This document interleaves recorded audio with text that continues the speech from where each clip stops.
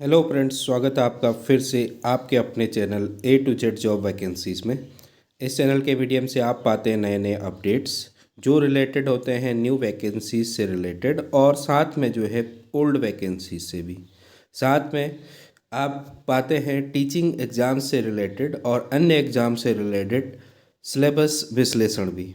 तो आज इसी तरह की अपडेट के साथ मैं आपके लिए लेके आया हूँ जो है उत्तराखंड में जो प्राथमिक शिक्षक भर्ती है उससे रिलेटेड।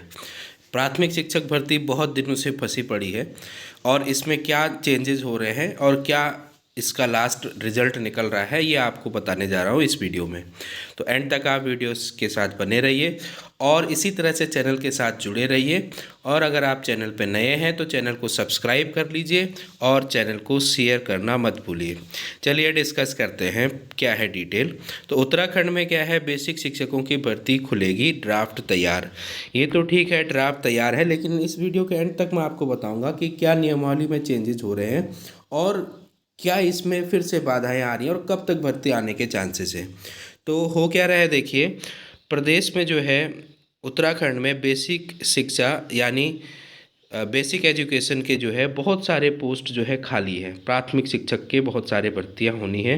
क्या है मामला, देखिए प्रदेश में बेसिक शिक्षक भर्ती का इंतजार कर रहे बेरोजगारों के लिए अच्छी खबर है कि उत्तराखंड लोकसभा चुनाव की आचार संहिता से पहले, जो हमारी आदर्श आचार संहिता होती है लोकसभा चुनाव की, आपको पता ही है कैंडिडेट के नाम अनाउंस होने लग गए हैं। तो इसका मतलब सरकार कहीं ना कहीं या जो चुनाव आयोग है वो कहीं ना कहीं जो है जल्दी ही लोकसभा चुनाव की तिथियां घोषित कर लेगी।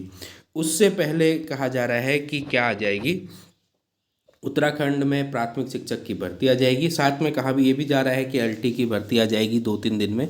तो वो भी देखते हैं कितना सच बात हो पाती है। अब क्या है, देखिए इसमें ये भर्ती थोड़ा सा पेंचों में फंसती चली जा रही है।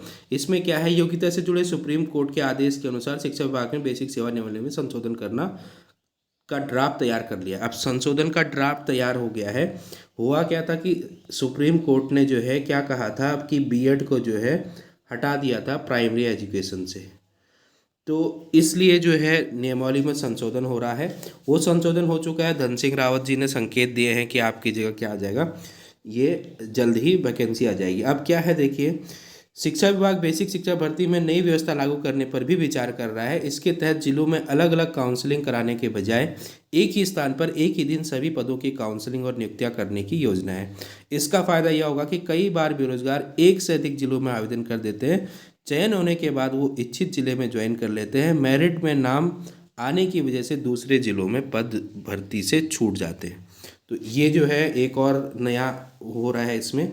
अब यहाँ क्या है, देखिए बेसिक शिक्षा की पात्रता से B.Ed डिग्री हट गई। इसके बाद केवल D.LED प्रशिक्षित ही कक्षा 1 से 5 तक के शिक्षक बनने के पात्र हैं। अब ये तो ठीक है, नियमावली में यही संशोधन होने के लिए गया है, बाकी तो कोई संशोधन होना नहीं था। बीच में कहा जा रहा था कि इसमें एग्ज़ाम भी होगा, तो प्राथमिक शिक्षक भर्ती में एग्ज़ाम होगा, ये तो अभी मुझे नज़र नहीं आ रहा है होता हुआ, क्योंकि यहाँ पे बात जो हो रही है वो मेरिट सिस्टम की ही हो रही है। तो पूर्व की तरह मेरिट सिस्टम पे ही सिलेक्शन होगा फिलहाल इस भर्ती में। लेकिन ये भर्ती फिर फंसी हुई नज़र आ रही है मुझे। अब देखिए क्यों ऐसा हो रहा है। एक तरफ देखिए बेसिक शिक्षा की विज्ञप्ति का इंतजार कर रहे D.LED प्रशिक्षित जो बेरोजगार हैं वो धरने पे हैं।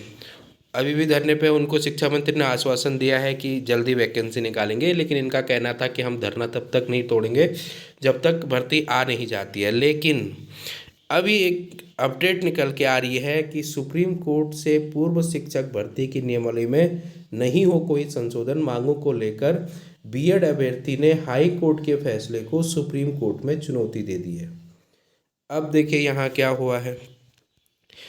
पहले क्या था, एक्चुअली ये कंडीशन इसलिए यहाँ पे क्रिएट हो रही है क्योंकि एक तो सुप्रीम कोर्ट ने ऑर्डर दिया था कि B.Ed प्रशिक्षित जो बेरोजगार है या B.Ed जो वाले जो कैंडिडेट हैं वो 1 से 5 के शिक्षक नहीं बन सकते हैं। लेकिन इसमें क्या चेंजेस है, देखिए B.Ed अभ्यर्थी ने 2019 की सेवा नियमावली से प्राथमिक विद्यालयों में शिक्षक भर्ती की मांग की है।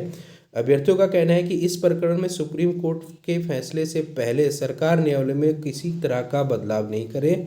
B.Ed अभ्यर्थियों की तरफ से रुड़की निवासी जयवीर सिंह, प्रियंका रानी आदि B.Ed बेरोजगारों ने सुप्रीम कोर्ट के नैनीताल हाई कोर्ट के विनमया मल की याचिका में पारित आदेश को चुनौती दी है।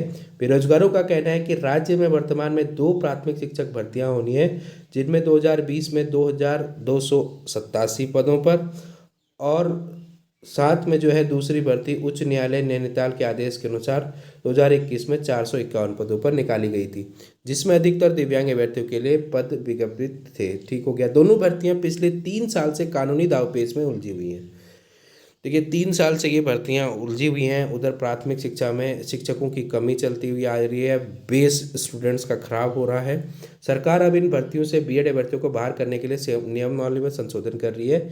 इस प्रकरण में सुप्रीम फैसला आने से पहले सेवा नियमावली में किसी तरह का बदलाव नहीं किया जाना चाहिए। बेरोजगारों का कहना है कि नियमावली में संशोधन नहीं किया जाए, इसके लिए इन्होंने शिक्षा सचिव और निदेशक प्रारंभिक शिक्षा को पत्र लिखा है।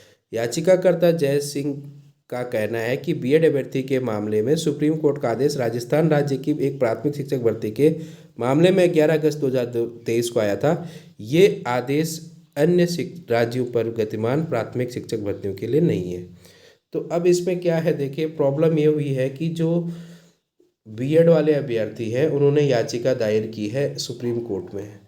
अब प्रॉब्लम यहाँ पे एक और है कि ये भर्ती का नोटिफिकेशन जो है वो पहले आ गया था और तब जो है उसके बाद क्या हुआ, जब भर्ती में फॉर्म भरे गए तो बीएड के कैंडिडेट्स के भी फॉर्म भरे गए और बाद में इसको चेंज कर दिया गया। कुछ इस तरह से मामला बड़ा तूल पकड़ रहा है और अब जो है इसमें फिर से अगर याचिका दायर हो गई है, सुप्रीम कोर्ट गए हैं लोग, तो भर्ती जल्दी आना मुश्किल ही लग रहा है। और सरकार भी वास्तव में यही चाहेगी कि जल्दी से आचार संहिता से पहले, चुनाव से पहले भर्ती ना निकालनी पड़े। उन लोगों को तो वैसे ही इतना डिले चल रहा है, लेकिन इसमें दोनों तरफ से अब दांवपेच फंस चुके हैं। एक तरफ से डीएलएड प्रशिक्षित बेरोजगार और एक तरफ बीएड। अब इसमें 2 तरह के कैंडिडेट ही आपस में भिड़ गए हैं।